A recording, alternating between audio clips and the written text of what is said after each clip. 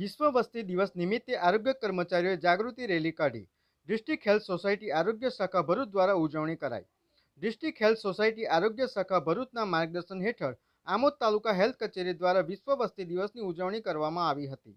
જેમાં આમોદ તાલુકા હેલ્થ કચેરીથી મામલતદાર કચેરી સુધી આરોગ્ય કર્મચારીઓની હાથમાં વિવિધ પ્લેકાર્ડ લખેલા સૂત્રોચ્ચાર સાથે વિશાળ રેલી યોજાઈ હતી. જેમાં આમોદ તાલુકાના સમની, આછોદ તેમજ માતર પ્રાથમિક આરોગ્ય કેન્દ્રના તમામ આરોગ્ય કર્મચારીઓ હાજર રહ્યા હતા તથા આમોદ તાલુકા હેલ્થ ઓફિસર ડોક્ટર કે સિંહ પણ રેલીમાં ખાસ હાજર રહ્યા હતા. રેલી દરમિયાન આરોગ્ય કર્મચારીઓ હાથમાં વિવિધ સૂત્રો લખેલા પ્લેકાર્ડ બતાવી લોકોને જાગૃત કરવામાં આવ્યા હતા.